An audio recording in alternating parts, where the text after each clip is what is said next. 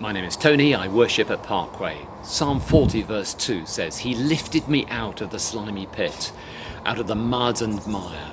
He set my feet on a rock and gave me a firm place to stand." God has indeed given me a firm place to stand. Praise you, God. I grew up, first 24 years of my life, just thinking entirely about myself. I was a testosterone-fueled young man with all that meant. At 24, I began to have some mental health issues and was pouring out my heart to a nurse. She said to me, "Have you ever prayed? Have you ever prayed?" And I said, "No, but I'd be a lie if I hadn't thought about it." My own personal theology had run out.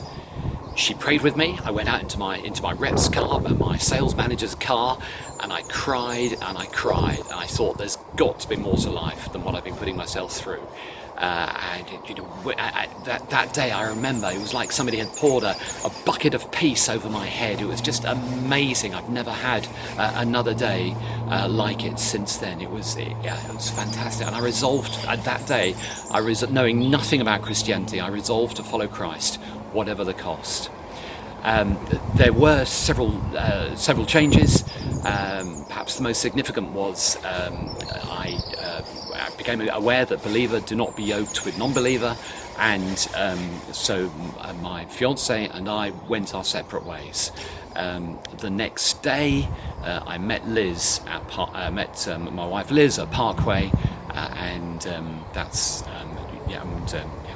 we got married, and he has indeed. God heard my cry. So it says in Psalm 40 verse 1, He heard my cry, and He has given me He has put a new song in my mouth, a song of praise to Almighty God.